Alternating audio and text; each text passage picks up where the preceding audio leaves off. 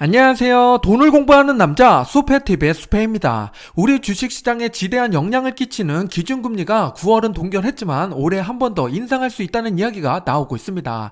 장단기 금리가 역전된 지 벌써 1년이 넘었죠. 작년에 장단기 금리가 역전됐다고 이야기 드렸을 때 1년에서 1년 반 정도 지나면은 경제 위기가 온다고 말씀드렸습니다. 1년이 지났으니까 지금 다시 점검해야 될 시기인데요.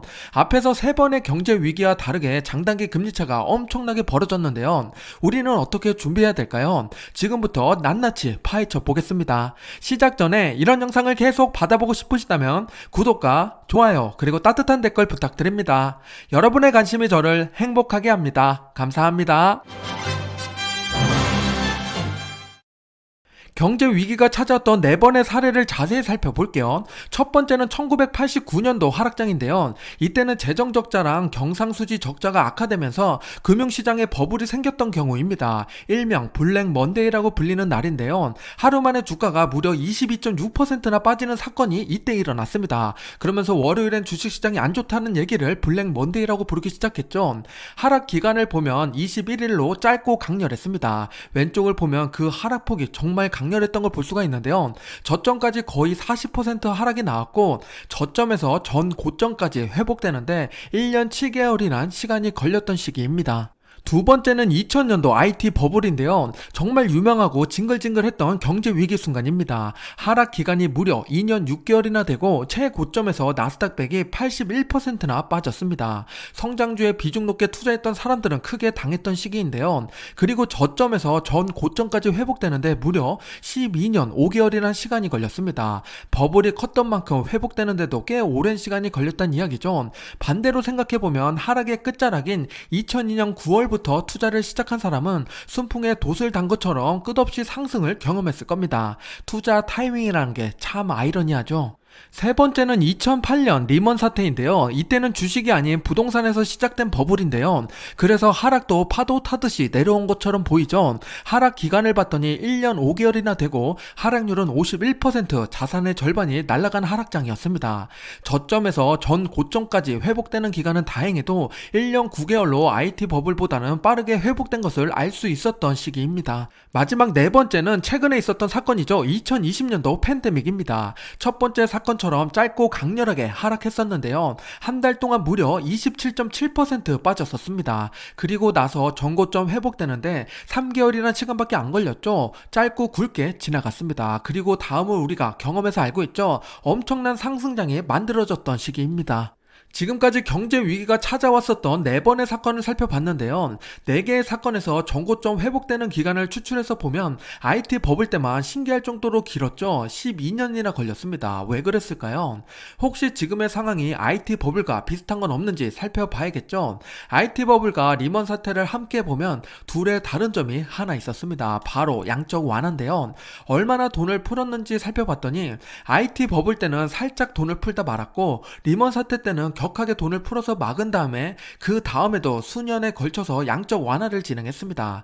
즉 돈을 얼마나 풀어서 방어하느냐에 따라서 전고점 회복되는 기간이 달라질 수 있다는 이야기입니다. 언제 어떤 이유로 경제 위기가 찾아오는지 아무도 알 수 없지만 우리는 상황을 보고 판단할 수 있는 능력을 키워야겠죠. 주식이 V자 반등이 나올 수 있는지 알아보려면 두 가지만 확인하면 됩니다. 첫 번째는 연준에서 금리 인하와 양적 완화를 얼마나 빠르고 크게 대응하느냐입니다. 팬데믹 때 경험해서 아시겠지만 돈을 푼다는 것은 단기적으로 주가를 끌어올리는 역할을 하게 됩니다. 부작용으로 인플레이션을 야기시키긴 하지만 투자자로서는 이런 기회를 놓치면 안 되겠죠. 두 번째는 사건의 중심 기업과 산업이 무엇이냐입니다. IT 버블 때 큰 폭으로 오른 만큼 격하게 하락했던 이유는 중심 기업이 성장주였기 때문입니다. 반면에 리먼 사태의 시작은 부동산이었기 때문에 그나마 다행이었죠.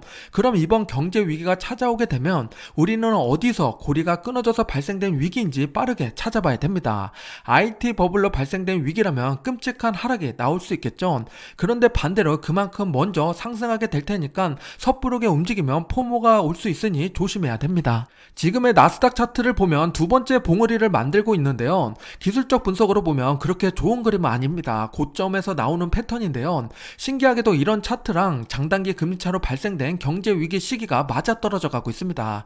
찝찝한 마음이 가시지 않고 있는데요. 이럴 때 우리는 어떻게 대응해야 될까요?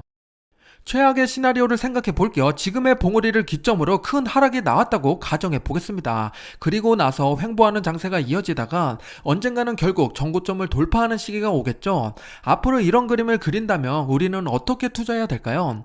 처음 하락하는 구간에는 주식과 반대되는 자산을 확보해야 됩니다. 그리고 바닥에서는 안전자산을 일부 수익 실현하고 주식을 저가에 정리식으로 모아가야겠죠. 마지막으로 반등이 시원하게 나온다면 다시 자산 배분, 리밸런싱을 진행하면 됩니다.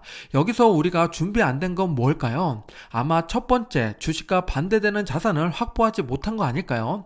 대표적인 자산으로 골드, 금이 있습니다. 금은 투자 가치가 있냐라고 생각할 수 있지만 정말 그럴까요? 바로 뒤에서 비교해 보겠습니다. 과거 50년 동안 S&P 500과 골드 수익률 누가 더 좋았는지 살펴보겠습니다. 1972년부터 1980년까지 차트인데요. 노란색이 골드로 1256% 상승이 나왔습니다.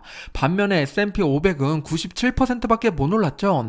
이때 시장 상황을 들어보면 금은 세계 최고의 투자처다. 미국 하이퍼 인플레이션과 장기적인 스태그네이션으로 유일한 자산 보호 방법은 금밖에 없다는 이야기가 팽배했습니다. 실제 경제 성장률이 0% 수준으로 성장은 씨가 마른 시기였기 때문에 금이 각광받았던 시기입니다. 두 번째는 1981년도부터 1999년도까지의 차트인데요. 이번에는 S&P 500이 1919% 상승이 나왔고 골드는 반대로 51% 하락했습니다.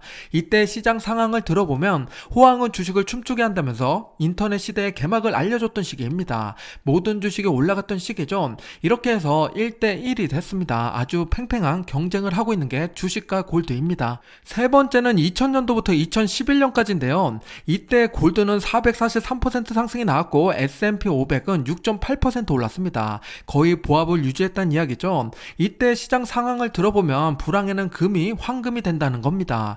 주식은 반토막을 2번 겪는 동안 금은 5배나 올랐는데요. 디플레이션이 버금가는 불황에는 오직 금만이 자산을 보호해준다는 이야기가 팽배했던 시기입니다. 마지막 네 번째는 2012년도부터 2021년도까지인데요. S&P 500이 337% 오르고 골드는 16% 상승이 나왔습니다. 이때 시장 상황을 들어보면 골디락스로 주식이 계속 날아가고 있는 시기였습니다. 악재도 호재로 작용되는 놀라운 주식시장이 벌어졌던 시기죠. 이렇게 마지막에 S&P 500이 이기면서 다시 2대2 동점이 됐습니다. 그럼 2021년 이후에 지금까지는 어떤 결과가 일어났을까요? 여기까지 동점이니까 지금부터 이기는 게 진짜일까요? 바로 뒤에서 볼게요. 2021년 1월부터 현재까지의 차트인데요. 노란색이 위에 있는 모습이죠. 현재까지 골드는 5.8% 상승했는데 반대로 S&P 500은 5.8% 하락이 나왔습니다. 신기하게도 둘은 정반대로 동일한 수익과 손해를 보고 있는데요. 그만큼 주식과 금은 반대의 성격을 띠고 있는 자산이란 이야기죠. 이래서 자산 배분 차원에서 금을 일부 추가하는 것이 좋은 선택이 됩니다. 자산 배분에서 제가 말씀드리는 비중은 성장과 배당에 40%씩 넣고 채권과 금에 각각 10%씩 투자하는 겁니다. 각자 투자 성향에 따라서 비중이 달라질 수 있겠지만요. 여기서 골드의 비중은 내가 얼마나 리스크 노출에 불안을 느끼느냐에 따라서 조절하시면 됩니다. 누군가는 강심장이라서 골드 5%만 있으면 된다고 생각하는 분들도 계실 거고, 누군가는 위기가 진짜 싫고 손해보는 거 너무 싫다 하시는 분들은 10% 이상 높이는 분도 계실 겁니다. 각자 투자 성향에 따라서 비중을 다르게 가져가는 게 좋은데요. 간혹 투자 성향이 성장의 진심이라서 몰빵하는 분들도 계실 것 같은데요. 그래도 꼭 자산 배분은 하시길 권장드립니다. 최근 금 관련된 좋은 칼럼이 있어서 하나 가지고 왔는데요. 세계 중앙은행들이 금을 어떻게 바라보고 있는지에 대한 이야기입니다. 최근 30년 동안 금의 방향을 봤더니 매도에서 매수 포지션으로 바뀌었습니다. 그것도 수년 전에 바뀌었던 건데요. 어느 국가가 금을 사들이고 있나 살펴봤더니 러시아와 중국이 압도적으로 높은 걸 알 수가 있습니다. 금을 많이 매수하고서 본인들이 위기를 만들고 있는 격이죠. 러시아와 중국은 꾸준히 위기를 준비하고 있습니다. 그럼 미국은 왜 가만히 있는 걸까요? 세계 10대 금강구를 보게 되면 대부분 북아메리카에 위치한 걸 알 수 있습니다. 미국은 참 축복받은 땅이죠. 부럽습니다. 얼마 전 리튬 매장지도 발견됐는데 세계 최대 규모라고 합니다. 이렇게 미국은 금강 기업부터 리튬까지 자원이 부족하지 않는 나라입니다. 원자재는 생산과 수요가 중요하죠. 세계 금 생산 현황을 살펴보겠습니다. 생산량을 먼저 보면 최근에 감소한 걸 알 수가 있죠. 9%나 하락이 나왔습니다. 연간 금 수요는 10% 10% 늘어서 4,020톤인데 그거에 못 미치는 생산을 하고 있습니다. 그 말은 점점 희소해지고 있다는 이야기인데요. 심지어 금강 발견 건수를 봤더니 2000년대 초반보다 지금 현재 70%나 감소했습니다. 안 그래서 희소성이 높은 금인데 더욱더 희소해지고 있는 상황입니다. 위기를 대비하기 위한 금 투자 어떻게 하면 좋을까요? 금 투자 3가지 방법을 알려드리겠습니다. 첫 번째는 금 현물을 사는 건데요. 실제로 오프라인으로 금 거래소를 방문하는 겁니다. 예전에는 금은방이라고 불렀는데 요즘에는 금 거래소라고 하네요. 현금을 주고 금덩이를 받는 건데요. 이렇게 사면 부가가치세랑 세공비 합쳐서 15%라는 큰 비용이 들게 됩니다. 그래서 현물을 들고 있는 것은 시세 차익을 생각하는 투자가 아니라 금고에 보관하면서 오랫동안 위기를 준비하는 마음으로 사야 됩니다. 한 가지 팁을 드리자면 간혹 상품권을 받는 금은방이 있는데요. 그럼 조금 더 싸게 살 수 있겠죠? 참고하시기 바랍니다. 두 번째는 금 ETF를 매수하는 방법인데요. ETF가 손을 안 뻗는 투자가 없죠. 다양한 원자재에 투자할 수 있는데 그 중에 역시 금도 투자할 수 있습니다. 국내랑 해외 나눠서 볼 수가 있는데요. 해외에 직접 투자하게 된다 그러면 GLD랑 IAU란 ETF가 있는데요. 총 보수가 IAU가 싸니까 밑에 있는 걸 선택하시는 게 좋습니다. 그리고 국내에 상장된 상품을 보게 되면 타이거 골드 선물 H랑 코덱스 골드 선물 H가 있습니다. 뒤에 H가 붙어 있다는 거는 달러에 노출되지 않았다는 거죠. 그래서 달러 움직임에 상관없이 오로지 금 가격 시세에만 반영되는 게 요 상품들입니다.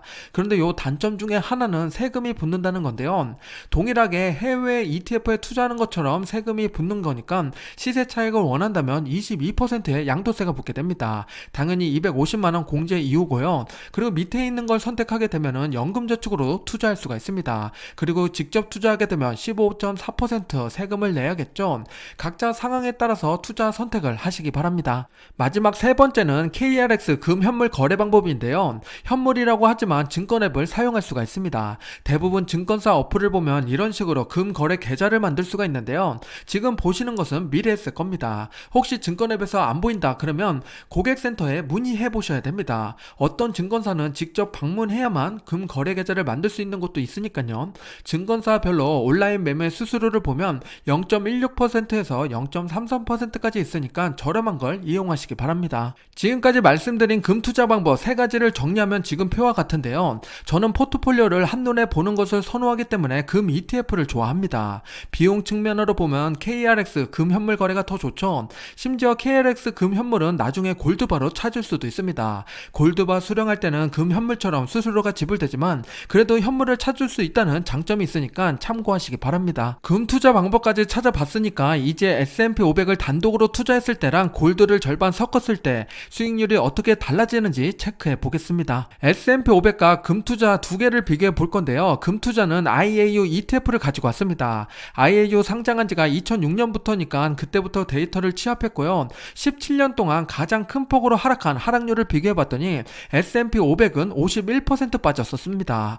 내 자산이 절반 넘게 하락이 일어났던 거죠. 그런데 S&P 500이랑 골드를 절반씩 투자하게 되면은 최대 하락폭이 26%로 적어지게 됩니다. 그렇다는 것은 리스크를 더 방어를 잘 했다는 이야기죠. 이렇기 때문에 우리는 자산 배분을 해야 되는 겁니다. 조금 더 자세히 살펴볼게요. 연도별 수익률을 가지고 왔는데요. 가장 많이 하락했던 해를 비교해보면 S&P 500이 37% 빠질 때 골드를 섞은 거는 16% 하락해서 멈췄습니다. 절반도 안 되는 수준이죠. 그 말은 골드가 나름 크게 상승했다는 이야기입니다. 그리고 2022년도에 하락할 때 역시나 방어를 잘해줬죠. 절반 수준에서 머물렀습니다. 이렇게 좋은 점만 보면 우리가 또 혹할 수가 있는데요. 나쁜 점도 한번 보겠습니다. 반대로 상승했을 때는 그 상승분을 갉아먹는데요.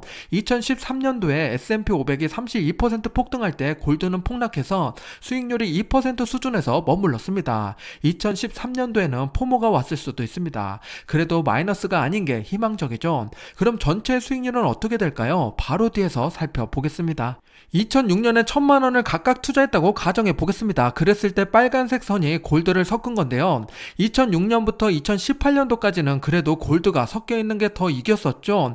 그 뒤로 엎치락뒤치락 하는 모습인데요. 현재 S&P 500이 이긴 상태입니다. 그래서 2006년도부터 1000만 원을 투자했다면 총 자산으로 S&P 500이 5078만 원이 되고 골드를 섞은 게 4750만 원이 됩니다. 골드가 현재 지고 있기는 하지만 전체 스코어를 보면 17년 중에 2, 3년 빼고는 골드가 이겼다고 볼 수가 있죠. 그만큼 마음 편한 투자를 할 수 있었던 겁니다. 지금까지 최악의 시나리오를 생각하면서 대응 전략을 말씀드렸는데요. 혹시라고 생각했던 것이 진짜로 벌어지게 되면 누군가에게는 위기지만 누군가에게는 기회가 됩니다. 우리 구독자분들은 위기가 아닌 기회가 되길 바라면서 오늘 영상을 준비했는데요. 도움되셨기를 바랍니다. 아직 어떤 이유로 경제 위기가 찾아올진 알 수 없지만 곧 올 거라는 거는 누구나 알고 있습니다. 그런데 욕심이 앞서서 자산 배분을 해놓지 않는다면 어떻게 될까요? 내 주식이 고등어처럼 반토막이 나는 것이 모자라서 갈치처럼 사등분되지 않게 우리 함께 현명한 투자하자고요. 여러분의 투자에 도움이 되셨나요? 구독과 좋아요 부탁드립니다. 오늘도 성공 투자하세요.